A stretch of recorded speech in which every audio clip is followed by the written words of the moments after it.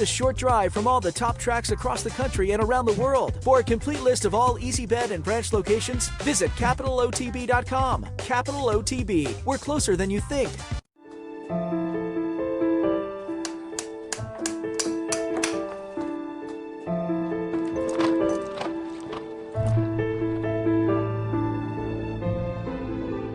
And Frosted is coming with giant strides on the far outside.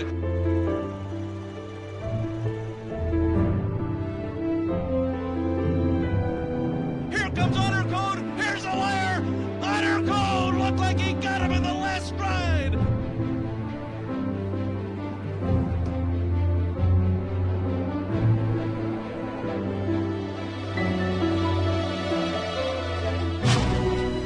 American Pharoah has lost the lead at the top of the stretch. Keen Ice has got him. Keen Ice has won the Travers.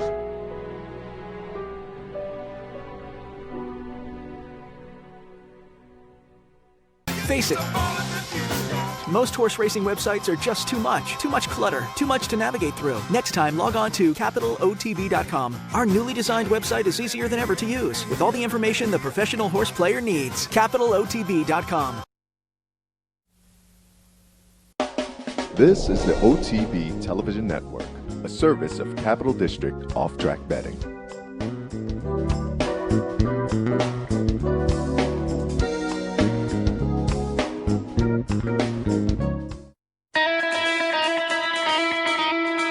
And here it is.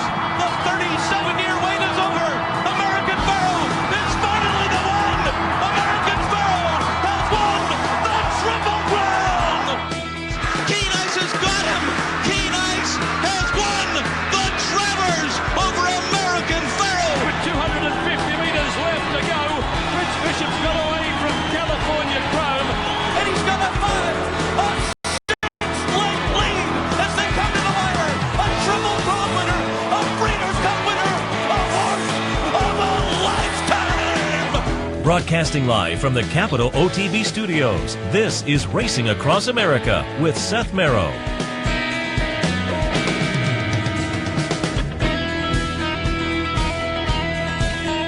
Good morning and welcome to Racing Across America. Yes, I'm back in the studio. They had to drag me kicking and screaming out of Florida yesterday after a really great weekend down there covering the Florida Derby. Thanks again to our friends for sponsoring our visit down there at Gulfstream Park over the weekend. Had a great time. We'll talk about that a little more in a moment. Coming up on today's show, Jeremy Plonk, HorsePlayerNow.com, Countdown to the Crown, Night School, and more. We'll hit Florida Derby and Louisiana Derby from this past weekend and a little preview of the upcoming weekend. PPs are already out for the Bluegrass at Keeneland.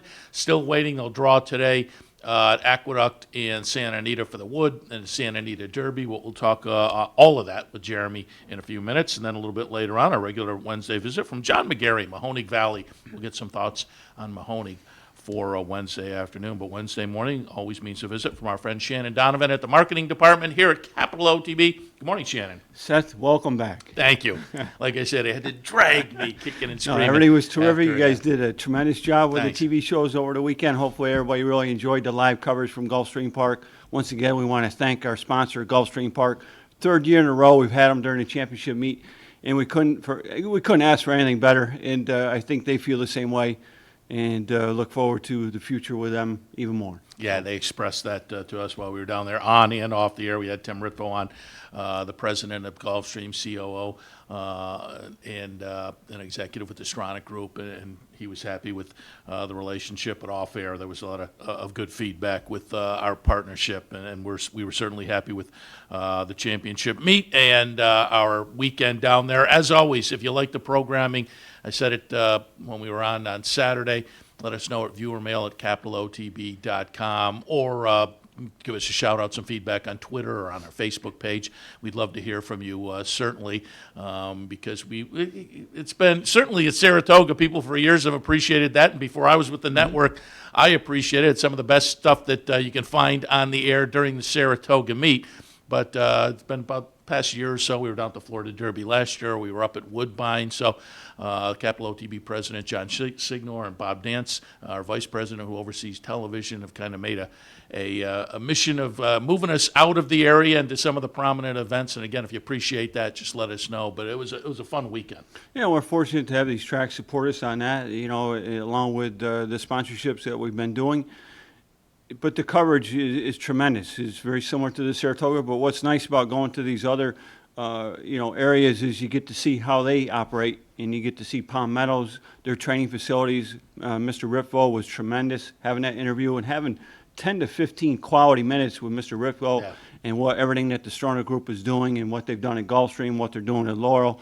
That's stuff that you're just not going to get anywhere else. So our coverage, I feel, is very, among the best out there, and to show what these other tracks are doing to improve the game. And that's what they're doing. And we had cooperation from all the major players, certainly with Tommy Bellhouse coming in and West Point having bought into Always Dreaming for a share in there. We had the owner, the trainer with Todd Pletcher, and the jockey John Velasquez of the winner of the Florida Derby. And the trends just keep continuing from Saratoga. If you come on our show later that day, most likely you're going to be in the winner's circle. That's what Tommy said. I saw Tom Bellhouse in the winner's circle after. Said, you guys were the lucky charm.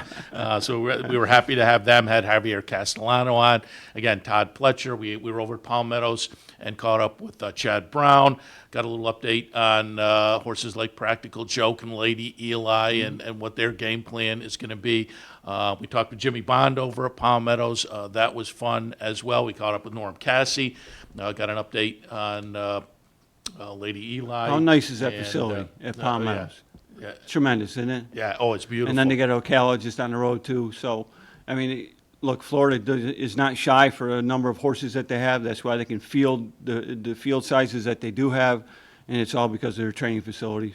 And again, an update on Lady Eli from Chad, and an update on Tepin from Norm Cassie. And we had Dale live on the set. Yeah, He gave Dale us a was little good. update Yep. on J-Boy's Echo, which was interesting. We had him on the set with us on Saturday morning, just minutes after J-Boy's Echo worked. And he's, of course, racing this weekend, and he's got one of those few triple-digit buyers from 3-year-olds that have been fired this year, and Dale was happy with the work on Saturday morning. We had Mike Welch on the day before talking about J-Boy's Echo, saying he's essentially not a really good workhorse. Dale reiterated that on Saturday, but he said he was happy with the workout. And, of course, we had our friend Roddy Valenti on Friday. Handing out winners like candy. He really liked this horse at Santa Anita on Saturday, and that horse came through and paid $10 and change. Yeah, no, it's terrific. He's taking a shot in the Wood this weekend with Stretches Stone, so good luck to Roddy with Stretches Stone this Saturday in the Wood Memorial. And then, Dale Romans, I think he's very happy with J-Boy's Echo because he's going back home. That's where he is. He's Kentucky-based. He loves going back home. And, that field is shaped up. It's already drawn, and it's small field, but very competitive. Yeah, very competitive field for the Bluegrass. We're getting to that point where the 3-year-olds are starting to get some definition coming into the Derby. We're defining the points now that are going to put the horses in the race. I've been on Gunnevera's bandwagon. I didn't think the third place finish threw me off. That may be the kind of race you want coming in. Didn't win, but didn't have to expend himself necessarily. So maybe that's the kind that sets him up well. We'll see, and we'll get more of that this weekend and, of course, the following weekend. And Always Dreaming just got a perfect trip. Johnny ran an ultimate key, tremendous race that he ran. He set him perfectly off the pace, with the speed on the front, and then took it home from there. And I always like to watch when the horse closes out. And the last furlong, he looked really well. Yeah. I mean, he finished, even on his gallop out, he looked really good. Yeah, the NTRA poll, Always Dreaming, moved up to number 2, zoomed up from 25 to number 2. So a lot of people appreciating what they saw on Saturday from Always Dreaming. And again, we hope you appreciate it. It was like, it's funny, same thing last year. It's like Saratoga South. As I walked through the facility Friday and Saturday, hey, love the TV show. Hey, there's people down there from this area. I probably heard it at least a dozen times both days and really appreciated that. But just in the press area, too, just the number of folks, certainly Mike Welch is down there all year long, other than Saratoga, where, of course, we have them on regularly during the Saratoga meet.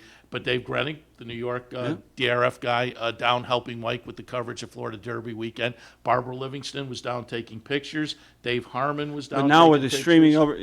streaming of OTB TV, which we have out there available through our mobile site, and we also have it on the website for the morning shows. Now everybody can watch it from wherever they Yeah, I are. was out on the apron one day, and hey, Seth, hey. And I came over, and there was a table of guys sitting there, and I recognized some of them from Saratoga. Sure. But, and I was kind of assuming, down from the Capital District, and they said, no, we just go to Saratoga. But the rest of the year, they live in Maryland, and they watch it via the watch us, computer yeah. and they say, And we then- watch you all the time. And then we had the Rainbow Pick 6 on Sunday. And I want to say congratulations. We had two Cowboy TV customers that hit on the Rainbow Pick 6, so kudos to them. We had one gentleman stop by our main office the other day, picked up his check, $28 investment, and hit on the Rainbow Pick 6. So hats off to him. Absolutely. That's a good score. $28 ticket. It was havable.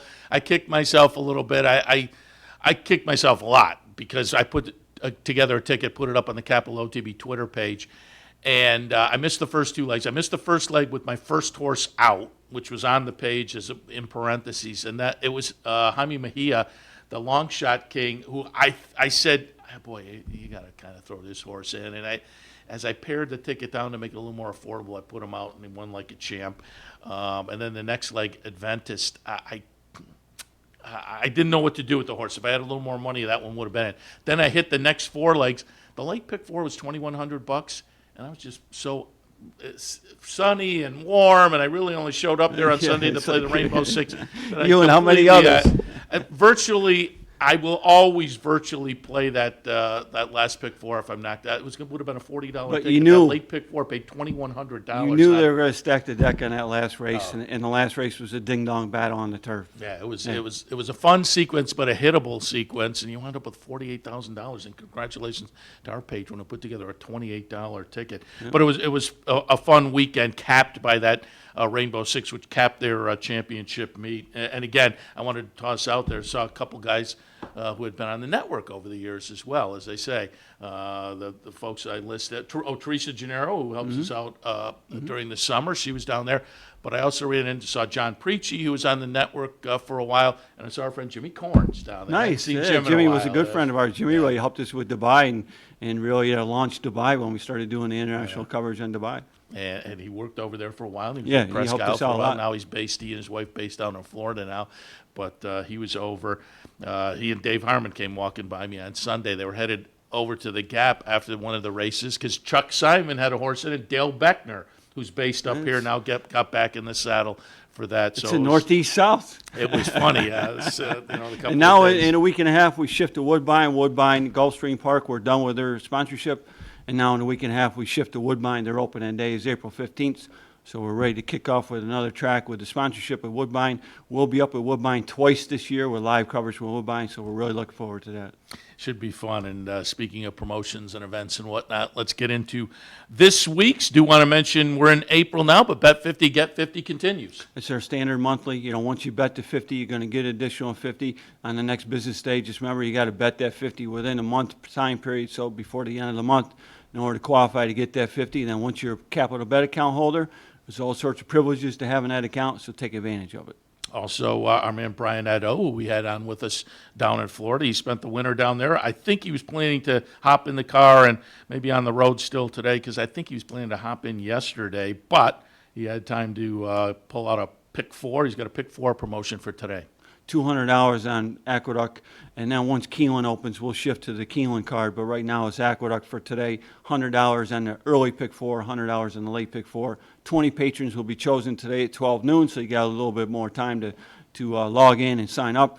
Once we post those 20 accounts, just remember, if you're one of those 20, you must wager on your account today. And I think he hit with his pick fours last week, too. Yes, he did. Nice. So jump on board for that. Coming up on Friday, there's a $100 win-a-bet contest. $100 win a bet right here at the Clubhouse Racebook. Doing 3 races at Aqueduct, 3 races at Keeneland. Kickoff, opening day at Keeneland, big day, big card at Keeneland. And so this is a little different. It's all about winning, and your score gets times by what number of race it is. Winner gets the $75 bet, runner-up $25. Must be here in attendance at the Clubhouse Racebook. Saturday, we always say this, if you're a patron at one of the branches where we're having a Fan Appreciation Day, we want to see you out there. Give us our chance to say thank you to you. And this Saturday, it's Pete's Easy Bet. Yeah, it's our main location right in Herkimer, right in the village. Nice spot. So there's a bunch of prizes, giveaways. There's a contest, and there's racing programs. So anyone in that area, stop by Pete's and enjoy the day. And something a little bit different coming up this Saturday as far as a promotion. We're jumping on the social media side of things with a Twitter Derby prep contest. Yeah, it's something a little different. It's a little fun game. You know, there's a couple things that you got to do. You must be a Twitter follower of ours. You must have a Capital Bets account. And then we're going to have a pinned tweet by tomorrow. There's going to be a link with a pinned tweet. Inside that link is the sign-up form for the contest. Simple. Fill out your name, email, account number. You're going to pick the winner of the Bluegrass, winner of the Wood. If you pick both winners, you're going to go into a drawing. 2 patrons will be chosen to get free $100 bet on the Kentucky Derby. Oh, nice. So, again, keep that in mind. That's coming up on Saturday. Saturday also a match bet promotion right here at the Clubhouse Racebook. Yeah, we got a doubleheader here at the Clubhouse Racebook because of Wood Memorial Day. Also, we're going to be rooting on Stretch of Stone, Roddy Valente's horse in the Wood Memorial. So you got a double feature. You got the match bet, and then you get the Naira Pick 4. On the Naira Pick 4, you play the early Pick 4. If you lose it, a value of $20 or more, you throw your ticket in the drawing bin, and if you get chosen, you get a free $40, 50-cent late Pick 4, which is 3x3x3x3. You get a free $40, $50 play on the late Pick 4. And then the match bet, any losing ticket up to $25, if we pull that ticket out, we'll match that value of the ticket for the next upcoming race, and you get a free bet for that amount. And we don't want to forget, Sunday, mark it on your calendar. First, mark it on your calendar that a week from Sunday we're closed, Easter, but the laws have changed. Palm Sunday now open, and you want to mark it on your calendar because our friend Andy Serling in the house with an Andy Serling spring bankroll. He's got $1,500 to bet live with. He's also going to do a little seminar before he starts betting live. From 1 to 6, he'll be here betting live off of that bankroll. We're going to have 50 patrons chosen. We're going to choose those 50 accounts later today. We'll post those 50 accounts. We'll also send you an email. We chose 25 from here at the Clubhouse, 25 from online. So all entries are closed now. And if you see your account number posted online here on the network, or if you see the email come across your table, just remember, you must check in with us by 3 p.m. here on Sunday, and you must wager through your account on Sunday. So, come in, and really enjoy the day. Enjoy what Andy Serling has to offer. He gives you a lot of insight, a lot of breakdown of each race, along with what he's betting, and it's a lot of fun. Yeah, it is always a lot of fun. That's this Sunday right here at the Clubhouse Racebook, so mark it on your calendar. We want a big crowd down here for Mr. Serling and his $1,500 bankroll. And just before we let you go, again, a mark on your calendar. This isn't for a week, but next Friday, I know the bounty bet has become kind of popular, and the bounty has over $1,800 in it now. $1,822, still no single account has taken it down yet. This past Friday, we had 3 account holders win, and they got a bonus of $146 on top of what they cashed down on the pari-mutuel end. So take advantage of this. It's always on a specific race, a specific bet type, and right now we've been doing the late Pick 4s, but we vary it between in-state track and an out-of-state track. You must wager through your account, and if you are the single account holder, you take down the whole bounty. If not, 25% gets paid out, 75% rolls over, and we add an additional $500 each time. And again, that is a week from Friday. Just wanted you to mark that on your calendar because there's $1,800 plus hanging out there to chase. Shannon, as always, appreciate the visit. People can catch up with the promos and events on the website. All the details are on the website at capitalotb.com. Shannon, we'll talk to you next week. Thank you. All right, we'll head to a break. When we come back, Jeremy Plonk, horseplayernow.com, countdown to the crown, and more right after this. Stay with us. Hey race fans, head down to the all-new Clubhouse Racebook. With live horse racing on more than 250 flat-screen TVs, state-of-the-art wagering terminals, and amazing Vegas-style atmosphere. The Clubhouse Racebook, 711 Central Avenue, Albany. Plan right now is to run Always Dreaming only. Just hours before Always Dreaming won the Florida Derby. Always Dreaming, set down for the drive by John Velasquez. Seth Merrow talked with Johnny V and Todd Pletcher about this impressive horse. You don't know how it's going to react with a tougher competition now. But always dreaming, so if all's good on race day, he goes. The 2017 Florida Derby to Todd Pletcher and Always Dreaming. All the top trainers, all the top jockeys. No one delivers more insight and more information on all the big races than Capital OTB and OTB TV.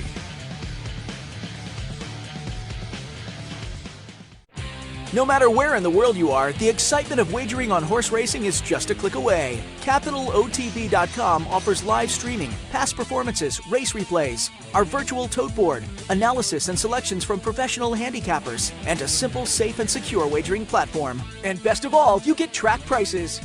Going on now, it's Bet 50, Get 50. Simply open a Capital Bets account, bet $50, and get $50 cash back.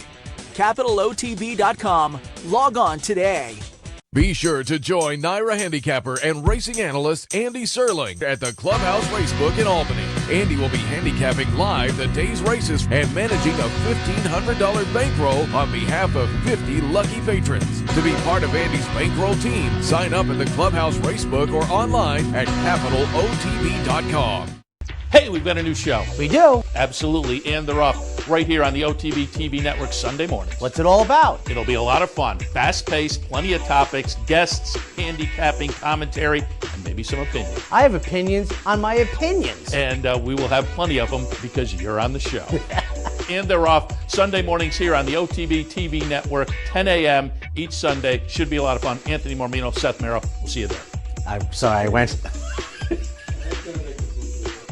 With more than 60 Easy Bet and branch locations throughout the region, you're just a short drive from all the top tracks across the country and around the world. For a complete list of all Easy Bet and branch locations, visit CapitalOTB.com. Capital OTB. We're closer than you think. This is Racing Across America with Seth Merrow.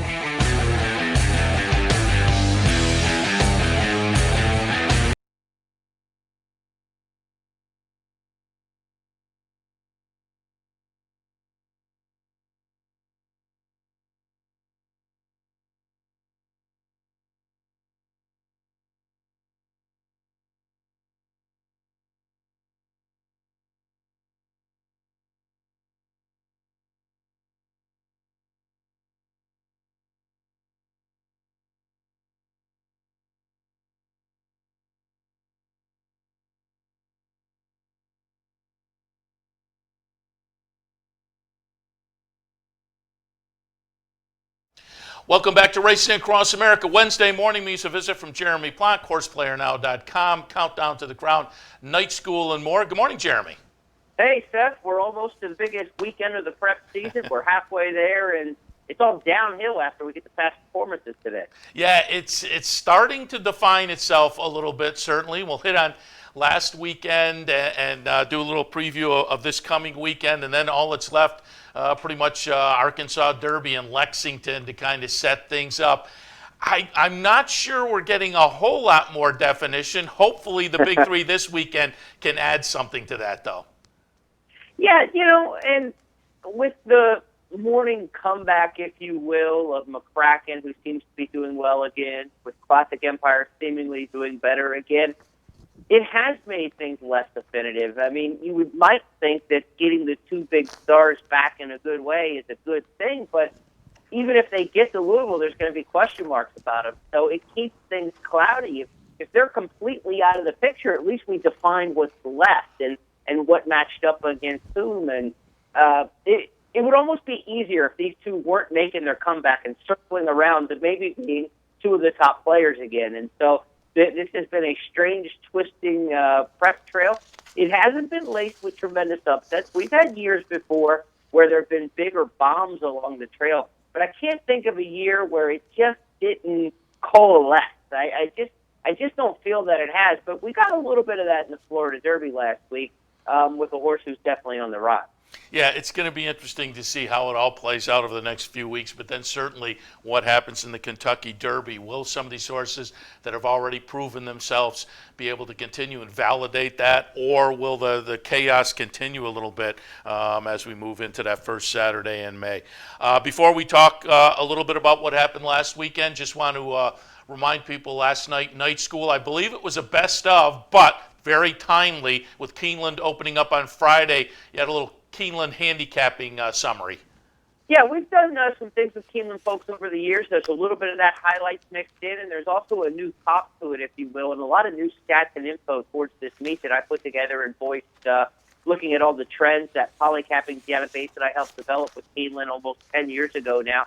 Still very effective as we use it in situational handicapping, as I call it.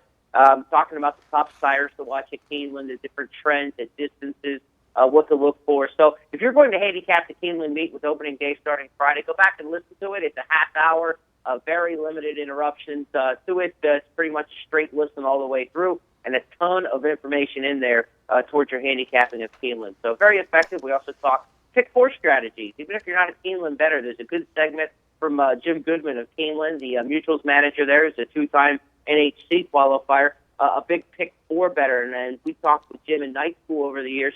And one of the big segments we did with him was handicapping the pick four and how you play pick four tickets. So some good strategy there. If you want to go back and listen to it, just go to the night school page at Horse Player now. Sounds good. All right, let's go back to last weekend. Let's kick things off with the Florida Derby. We were down there live for a couple of days and had the opportunity to talk to Todd Pletcher and John Velasquez. Tom Bellhouse from West Point, who had bought into the winner, Always Dreaming, became partners with their partners on the eventual winner. We'll watch the stretch run here. Always Dreaming is the number 4 horse, gets it done by a chart margin of 5 as the 5-2 second choice. State of Honor, nice second at 4-1, the number 1 horse. Gunnevera, the number 11, as the even money favorite, lines up third. I was kind of surprised that Always Dreaming was the 5-2 second choice, but I think that maybe is more a reflection of the rest of the field. I thought State of Honor and Always Dreaming should be in the mix. I had them in there. I also had 3 rules. And again, those were the logical contenders, maybe, given what we'd seen before, and maybe the others were kind of chasing a little bit, and that's the way it played out for the most part. I like Gunnevera coming in. I'm sticking with them coming out. I thought the third place may be one of those kind of races where, particularly over this racetrack in the post position, that was one that'll set them up all right for Churchill Downs and the Kentucky Derby. But for the lightly raced Always Dreaming, who ran a buyer number last time that was a little bit light, he now validated himself as a player as well. Your thoughts on the Florida Derby? This is exactly what we've been talking about with this trail. It wasn't a big upset, yet it wasn't the result you expected. And the horse who won the race went from 153 at 1 1/8 over the track at Gulfstream to 147 and change at 1 1/8 at Gulfstream Park. I have never seen a horse in my life run 2 races back-to-back over the same racetrack at the same distance, 6 seconds apart. I don't know anyone who's ever done that, especially at a grade 1 level. So is this horse Always Dreaming a 153 horse? No. Is this horse Always Dreaming a 147 horse? Probably not. He's probably somewhere in the middle, which makes it all the more difficult to figure out. But he's definitely a horse moving in the right direction. And he's a very 2017 type Kentucky Derby contender. We've talked about this over the past month or so, Steph. You know, the last 5 Kentucky Derby winners swept the table as 3-year-olds. They didn't lose any races. You've got to go back to find Super Saver all the way back in his Kentucky Derby to find a horse who actually lost his final prep race, much less lost a race along the trail. Animal Kingdom, the last horse to lose any race at all on the trail as a 3-year-old. So progressing and not losing any steps. No steps backwards. Everybody moving forward, winning their races. That's been the modern way of winning the Kentucky Derby. That's what you have with Always Dreaming. You know, he's put it all together this year. He's run the table. He's done it the right way. He looked commanding in the Florida Derby. I don't know any way you can look at that race visually and not have been impressed and on the clock with the winner. You have to be. Now, you can look at Todd Pletcher's 1-for-45 record and say, we've seen this before. I'm not going down that path. That's a story for when you get to Louisville and when you've got to make those handicap decisions on Derby Day. But this is a microcosm of the trail. It was a result that was plausibly believable, but not necessarily the one you expected going in. Gunnevera, on the flip side, you thought at 6-5 looked like the right horse, but then you get into the whole trainer and jockey intent discussion. Did Antonio Stano really lean on this horse in the training from the Fountain up to the Florida Derby? The answer to that was no. Looking at the workout tab, a couple slow drills, very lightly trained, and he ran like a horse who was, let's just take that Calvin Burrell left-hand turn out of the gate, right? I mean, when he broke from the gate, Castellano basically said, Empire Field, you guys go, I'm going left, and I'm going over to the rail. So it was a classic Calvin Burrell ride. Never came with a huge run, but came with a nice run. This was a very 1990s Kentucky Derby prep. Back in the 90s, you saw horses run big races along the trail, not being asked for their absolute best in the final Derby prep, and then they get to Kentucky a little bit fresher with something left in the tank. But that hasn't been a winning formula in recent years. So now we're at, once again, these difficult decisions. Do you want the modern approach to winning the Derby, or do you want the classic approach to winning the Derby? And we get those two conflicts in our handicapping as we move towards the Kentucky Derby. And now just, 5 more weeks? Yeah, and I'm going to go for that 90s approach because I think Gunnevera probably, you look at the chart, the three-quarter marking, Always Dreaming is sitting a close second. Gunnevera is 8th at the stretch mark. Always Dreaming is already ahead by 2.5. Gunnevera is 5th, and I think given that track down there in the post position and whatnot, I thought that was a pretty good third-place finish. He was making up some ground at the end, so I'm still kind of attached to him. I have no arguments for folks who are looking, though, at the performance by Always Dreaming and jumping on that bandwagon. But again, you do have that Pletcher factor of how well he does down at Gulfstream and what's going to happen in 5 more weeks. So I just think that the Florida Derby was interesting, and that it now added Always Dreaming from a potent stable to the mix. But I'm not going to jump off the Gunnevera bandwagon at this point. Exactly. I wouldn't have anyone abandon that bandwagon because, again, had he run, 2 or 3 big works in between the Fountain of Youth and been running, 5 and 58 and change, Baffert-like works, and you thought, boy, this horse is on edge. He is just, he's maintaining, he's building, he's kicking down the stall. And then he ran that race and got beat 6 lengths in the Florida Derby, then you would have been disappointed. But it's obvious that Antonio Sano definitely took something off the fastball. Now, did he do that because he had to? Did the horse give him signs that he was regressing a little bit and he had to back off? So his approach is obvious from the visuals, from the outside. His motivation for that approach is something none of us know. And that's the difficulty, the beauty, and the frustration all in one of trainer intent. We figure out what their plans are, but what their motivation for those plans, we don't know, and we'll find out. I will say this about Gunnevera. He is the workout horse you must watch for the Kentucky Derby at this point. Maybe somebody else in the next 2 weeks will emerge as that horse, but if there's ever a horse you say, boy, I'm not sure which direction, was this a race a sign that he's going the wrong way, or is this a race a sign that they saved up a little bit? This horse needs to work strong, fast, and just be a machine in the mornings between now and the Kentucky Derby. If you see that, you've got yourself a major, major player. If you don't see that, you can worry a little bit, and then it becomes price sensitive. Because if everybody wants to jump off a horse just because he lost his final prep, you need to go back to 1995 and think of Thunder Gulch. Had Thunder Gulch not run 4th in the Bluegrass Stakes, he probably would have been the favorite for the 1995 Kentucky Derby. Instead, he paid over $50 to win. So Gunnevera could be in that Thunder Gulch mold, but you have to just watch what he does in the workouts. If his workouts aren't that great, people are going to disband, and you may see Gunnevera up close to 10-1 on Derby Day. But I think what's going to happen is I think he's going to work well, and I think he's still going to be part of the playing mix. Yeah, I'm looking forward to it, and maybe having this one help my odds, as it were. All right, let's go down to the fairgrounds on Saturday. Louisiana Derby Grade 2 event, mile and an eighth for $1 million, and plenty of Derby points as well. We're going to watch the stretch run here. It'll be Girvan. Still very lightly raced, and I know we've talked over the past few weeks. You have liked this Louisiana trail so far. You've liked horses coming out of fairgrounds, going up to Oaklawn and running well and kind of validating what we've seen at the fairgrounds this winter. And Girvan now 3 for 4 lifetime, won the Risen Star, now wins this race. Patch, however, for Todd Pletcher, throws his hat in the ring. This was only the 3rd career start for Patch and runs a good second. Local Hero, I liked last time. I still thought was interesting on Saturday, but with a couple of fade jobs now at 1 mile and a 16th and 1 mile and an eighth, I can't really put a whole lot of confidence in Local Hero. That one runs 3rd, but Girvan now coming out of this Louisiana series looking pretty good for the Kentucky Derby. I agree, and another reason to like this Louisiana crew this year is they held serve. In the Lecomte, it was guest sweep. The shippers didn't come in and get it done. Girvan held serve in the Risen Star, and then came back and won the Louisiana Derby. This is a race in a series that has been cherry-picked over the years by outsiders coming in looking for a spot to get some points, maybe get some class relief from Florida or class relief from California. Didn't work out that way this year. The home team held up, and I think Girvin is a pretty solid Kentucky Derby contender.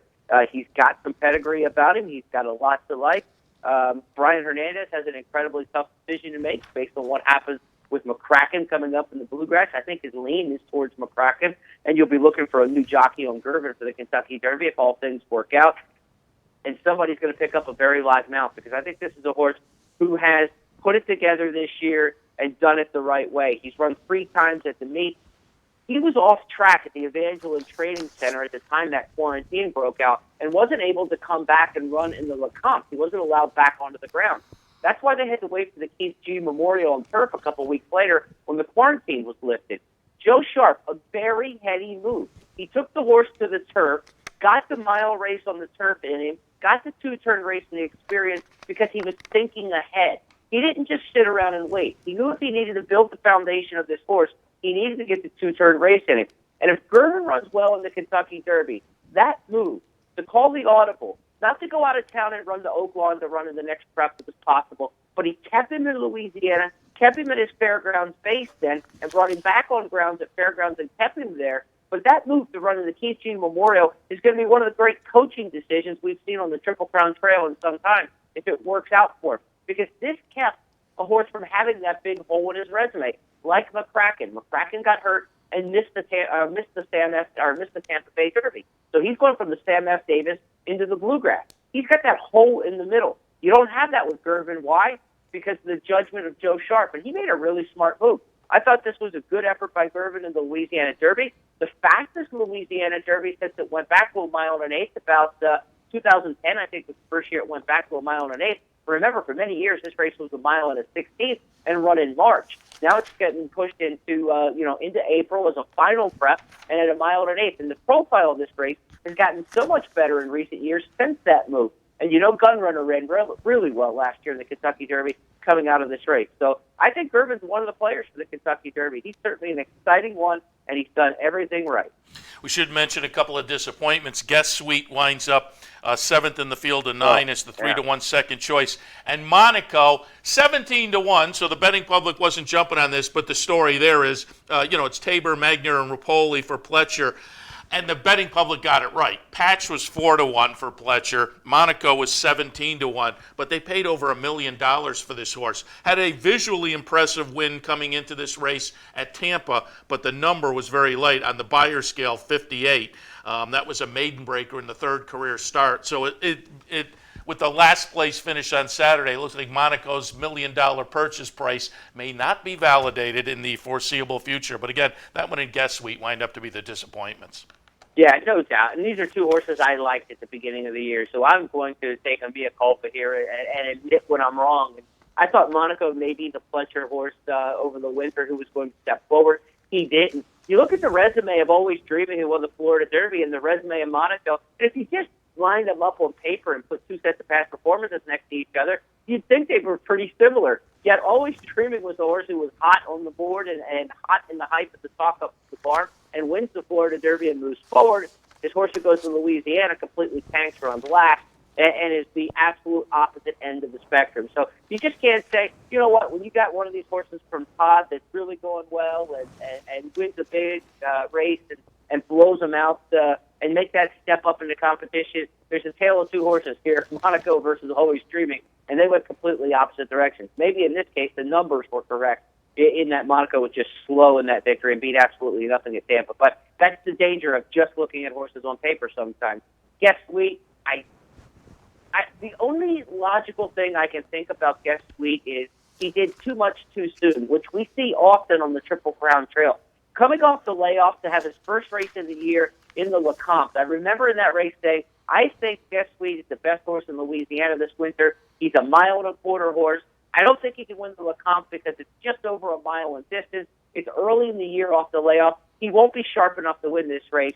So wait for him, watch for him down the road and pick him to run 3rd or something like that in the Lecomte. He fires a sharp effort first off the bench and wins that race at a mile, which is shorter than probably his best trip. and he has gone the wrong way since then. He was disappointing when mid-pack fourth in the Risen Star, and he was awfully, terribly disappointing in this race. So Neil Howard now is completely back to the drawing board. Guess Sweet is not a Kentucky Derby horse at all. The timing's all wrong for him. Maybe he turns out to be a good handicap division horse like Eagle, a horse who was running in the New Orleans handicap for Howard on the same card. Maybe he's a good grade 2 kind of handicap division horse 2 years from now, later this fall. But right now, I think the year went wrong from Guess Sweet by running too big at the beginning of the year. That's the only thing I can see right now because the horse has just slid, and he's got the pedigree, the connections, the style to be one of those horses who's moving forward this time of year, not going the other direction. So that's my only explanation. And before we move on, let's just take a look at your top 20 here from last Friday. Your top 3, Gunnevera, McCracken, Gervin, Always Dreaming, not on the list at this point, but as we've talked in previous years, we're getting to the point where the Derby points leaderboard starts to play into your top 20. So I'm virtually certain Always Dreaming moves on, but how do things juggle up vis-a-vis that horse and the top 3 you have from last Friday? Well, I think you got to get Always Dreaming right up in there. I mean, I like him better than Iliad, Caprit, Malagasy, horses like that. So I think he's somewhere top 4. We'll see what happens this weekend.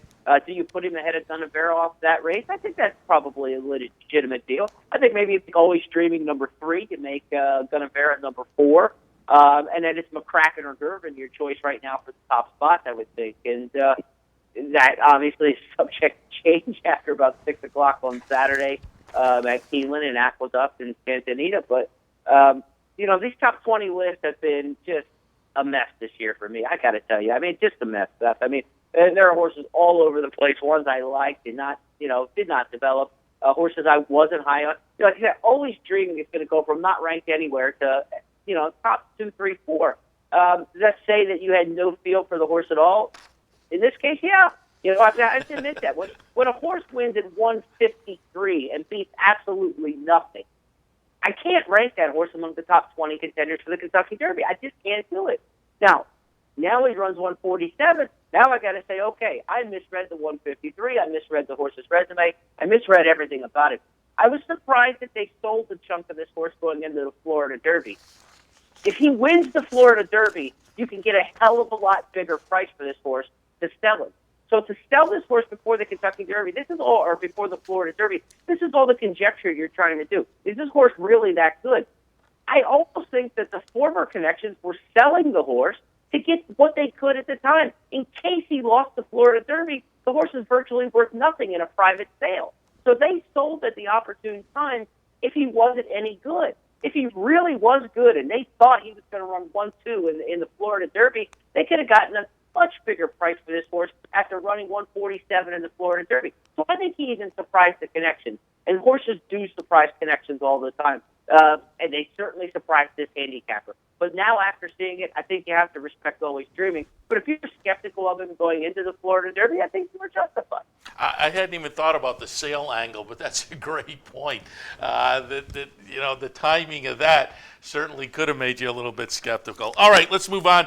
I want to hit on the 3-year-old turf race from the weekend because we always like to talk about that, as I say, one of my favorite little subdivisions of racing. And the Cutler Bay on Saturday down at Gulfstream, the Florida Derby undercard.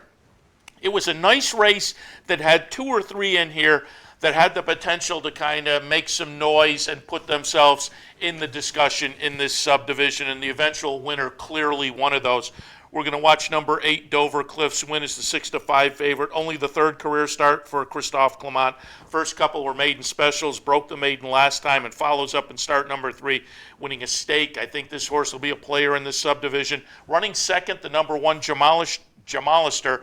87-1, but notable, trained by Jaime Mejia, who has been the king of the long shots for about the last 8 days of that Gulfstream Park meet. He had the $200 winner, he had the $50 winner, he had the little bit of an upsetter to start the Rainbow Six on Sunday. So not as shocked necessarily with that one coming in, given what his trainer has done over the past week or so. If you look back before that, it would be a huge shock, and that's why you got the 87-1. Shiraz runs up 3rd in here, but again, Dover Cliffs in start number 3, I think stamped himself as a turfer to watch. He did, and this race set up so slowly early, 25 and change for the first quarter. And you saw the 1, 2, 3 finishers early in the race ended up second, third, fourth. They maintained it because it was a slow pace early. But Dover Cliffs would have none of it. He closed from about 3 off the pace in a final quarter mile of 22.67. He flew home, drew off, and won by a length and a half against a field that walked in front of him and ended up staying second, third, and fourth. That's a great sign. When a horse can track behind a slow pace, blow him away, and the pace still holds well, it shows you that the race shape did not favor Dover Cliffs, and yet he was still a dominant winner of this race, drawing off in the end. I think he's one of the top 3-year-old turfers in the game that we want to watch. He's by English Channel out of Dreams, Silver Hawk mare. It's all turf breeding there. I don't think there'll be any temptation to make this horse like tonalist. I don't think that you're going to see Dover Cliffs sent to the Peter Pan to try him on dirt, and then maybe the Belmont Stakes. We've seen Clement in the Belmont over the past couple of years more often. I don't think Dover Cliffs is one of those kind of horses, though. Based on pedigree, based on trainer, I think he stays on the turf, and I think he's going to have a big voice in the division. Yeah, I'm looking forward to him in some of those nice 3-year-old turf stakes that we'll have over the next couple of months and then progressing through this summer.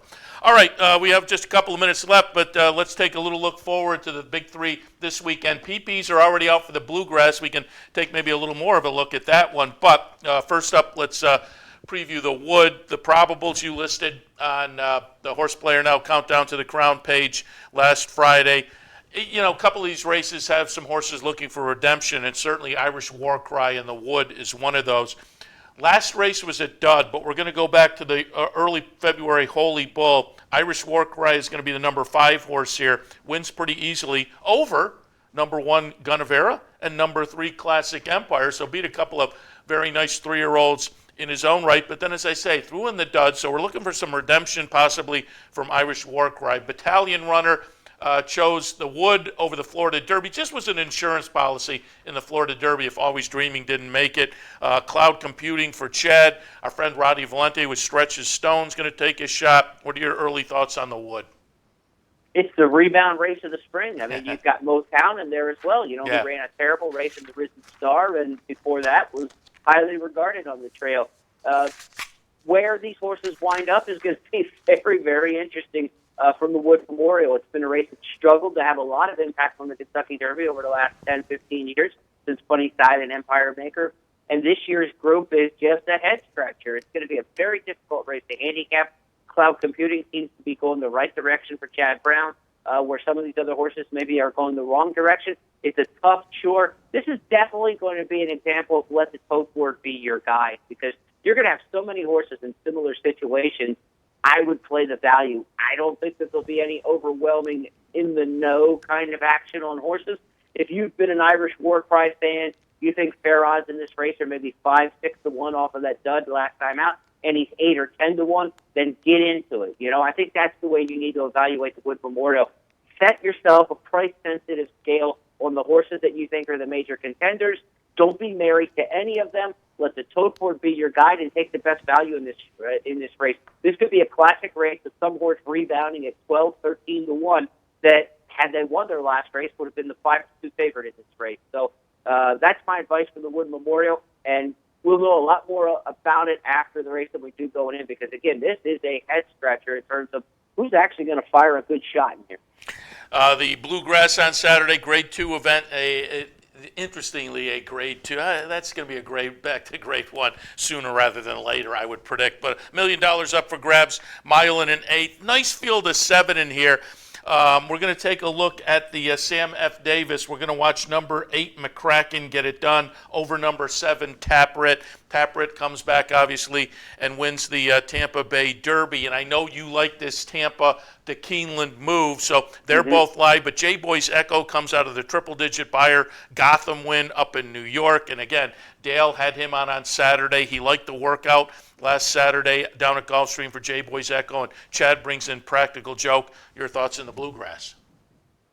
This is another toughie. I mean, there are a few times when you say, this is a field of 7, everybody's got a shot. I think, IRAP I don't like a lot in here. He's still a maiden. I didn't like his last race. I don't think he has much shot. But you do have, 2-time Kentucky Derby winning connections there with a West Coast horse coming to a different part of the country, and that's usually been a pretty good sign. I don't like IRAP. It's Your Nickel, I thought, was very impressive at Turfway. I was stunned that Kenny McPeek did not run in the Spiral at this horse. I think he would have been 8-5 in the Spiral. I think he would have won the race handily. I think he's got a talented horse. I don't know about the Bluegrass, though. I'm not quite sure why he's in this spot. Kenny is a Lexington boy, though. He wants to run on his home track with him. It's Your Nickel, a long shot in here, but, not one I recommend. But other than that, I'm telling you, I think the other 5 horses all have a major win shot, and that includes Wild Shot. He was a horse who ran 3rd in the Tampa Bay Derby, 4th in the Davis. I like the fact that he's coming off the deep Payson Park Training Center track. Payson is as deep as it gets. Horses come super fit off of that racetrack. I think he's going to be really legged up. He did not show any speed in those 2 races at Tampa, but speed was his friend as a 2-year-old. He's reunited with Corey Lanerie, who rides Keeneland exceptionally well. Robbie Alvarado jumps to ride J-Boy's Echo, which I totally understand. But I think in this case, for Wild Shot, he's going to go back to Lanerie. And Lanerie, the last time he was on him, had him up dueling for the lead in the Kentucky Jockey Club. There is not any speed, I don't think, at all in the Toyota Bluegrass. If IRAP is the speed of the race, if Wild Shot is aggressive, he can take the lead in here under Lanerie. He may be lone speed over a track where he ran really well last year in the Breeders' Futurity behind Classic Empire. I give Wild Shot an upset chance in here. He may wind up being my pick. I haven't finalized my picks just yet, but that's a little bit where I'm leaning. And do I think he's one of the top 10, 12 players for the Kentucky Derby? No, I don't. But it's handicapping this race, not necessarily forecasting their futures. And Wild Shot's going to get a very interesting pace setup, and he's probably going to be close to 20-1, I think, even in only a 7-horse field, because they're going to get heavy on McCracken. Oh, yeah. McCracken is going to get bet. I mean, he's 7-5 in the morning line. I think Mike Battaglia is right on with that. He is going to be somewhere less than 2-1 and above even money. 7-5 seems about right. They are not going to let Tappert go at any price at all. J-Boy's Echo coming off that huge buyer figure. There are enough devotees of those figures that they're not going to let him go. You've got 3 horses already under 3-1 odds, I think. I mean, I think J-Boy's Echo's probably sitting right around 3-1, 3-1 or 2-1 on Tappert, 7-5 on Wild Shot. And Chad Brown and Practical Joke aren't going to get let go at any kind of price. So I think Wild Shot is going to become the value play in here because I think he's got a chance, and I think he's going to be 20-1-ish. But, maybe he's not good enough. Maybe you key him second in the Exacta as he leads a long way, but somebody's just better than him in a mile and an eighth, and he holds on and uses that pace advantage to blow up the big part of the Exacta. Maybe you take the 3 favorites over Wild Shot in your gambling and put him second, but I'm interested in him on Saturday. I like it. And finally, you only got about 30 seconds left, but the Santa Anita Derby. And again, PPs are out for the Bluegrass, still waiting. They're going to draw today for the Wood and the Santa Anita Derby. But your probables in here include Iliad, Gormley, American Anthem, Term of Art perhaps, and Battle of Midway and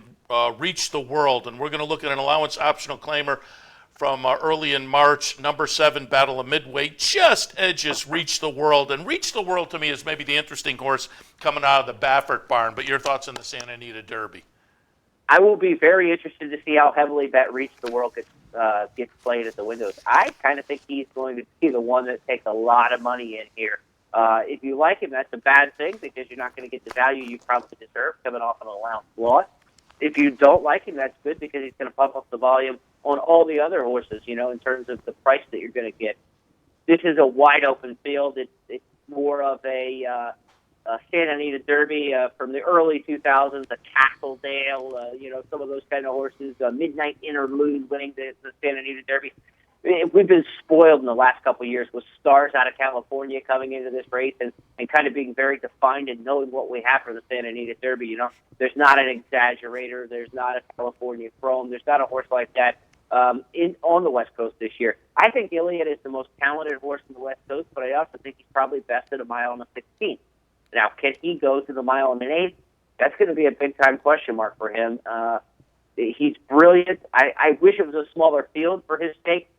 Brilliant horses have distance questions, and then it's going to be, I think, upwards 11, 12 horses for the Santa Anita Derby, what they're talking about in the draw today.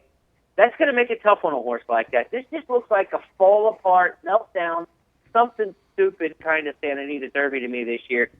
So, let's look at the race when it gets drawn, see exactly how it all lines up. But I wouldn't be surprised if something goofy happens in here. I've got Iliad ranked very high. I mean, he was my number 4 last year because I think he's the best horse on the West Coast. You've got to respect Californians, winning 4 of the last 5 Kentucky Derbies.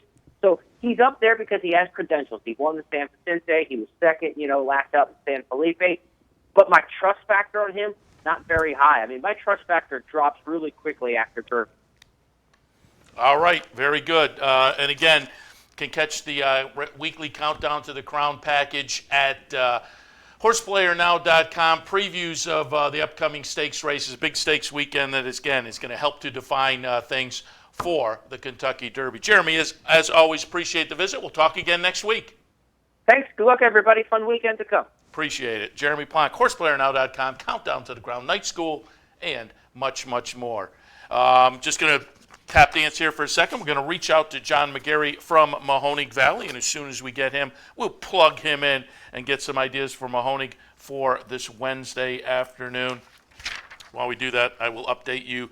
The last Derby future pool was this past weekend, and I'm just looking, and it was, McCracken was the favorite. That's what I thought. McCracken, not just the single favorite, the clear favorite, because all others, which is typically favored in the earlier pools, and I'm kicking myself because, again, I was floating around this weekend at Gulfstream, and I kind of let it escape. All others was 11-1, which I thought was pretty good, but McCracken was the single favorite at 5-1 in the future pool. All right, I hear him now. John McGarry in my ear from Mahoning Valley. Good morning, John.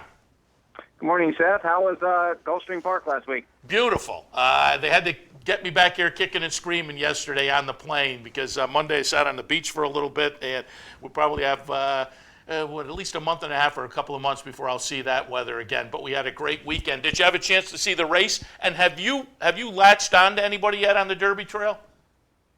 I have not yet. I know there's a couple more big preps this weekend, so I'll have an answer after that. No, I hear you, and it's that kind of year where it's tough.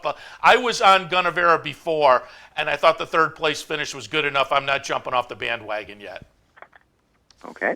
And I part of the reason I'm on them is because I have 50-1 on that January future pool. So I'm kind of married to them at this point. We'll see how it plays out. All right, let's get some ideas for Mahoning for Wednesday afternoon. First, what's your weather look like? Well, we have cloudy skies, temperatures in the 60s. The winds are calm. The racetrack is fast.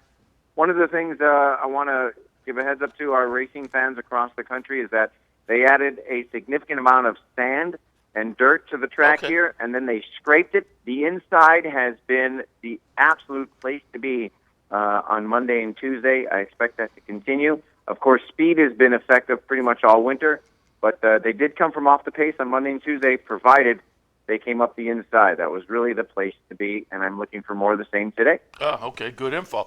Which race you want to take on first? Well, let's start with the first race. I will say it looks like a pretty chalky day. One of my duties here, in addition to announcing, is I do the morning line. But even though a lot of times I try and beat the morning line favorites, today I think we're going to look at a very, very formful day. The one horse, Remember Rosie, in the first race. It's the Condition 5 claimer for fillies and mares, 3-year-olds and up. Never won 4 races, 1 mile the distance. Had to go to Plan B in her last race. She broke very poorly and then was kind of roughed up by 2 other horses and was forced to come from far back and then put in a solid rally to finish second, albeit a non-threatening second. She does have good speed. She has that inside post. She's versatile. She's in good form. And I definitely think the road to the winner's circle is through her. She's going to be a short price, but let's start the day off with a short price versus a long take.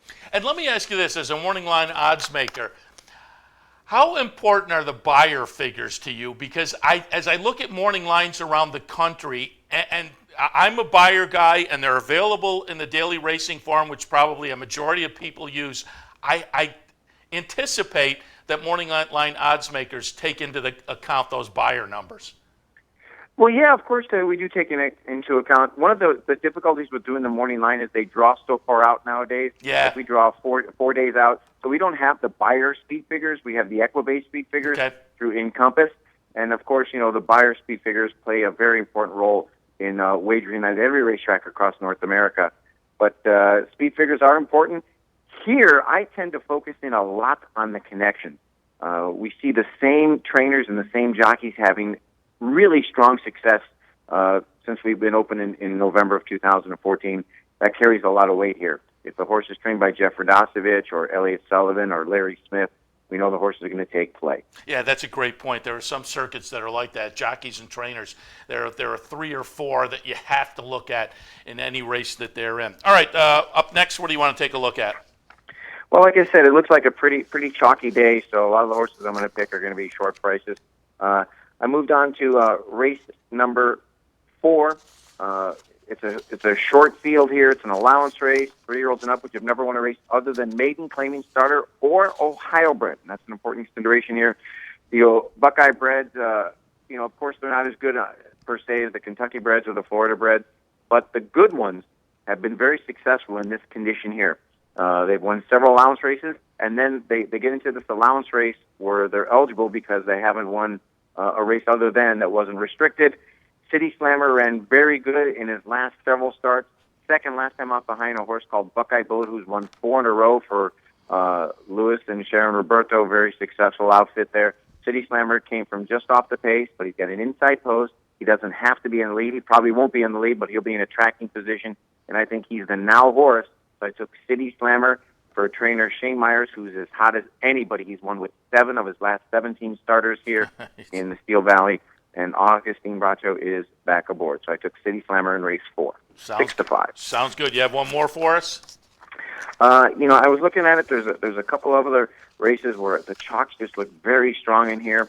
The last race, we do have a scratch. The morning line favorite, the 7 Hoppistry, is out.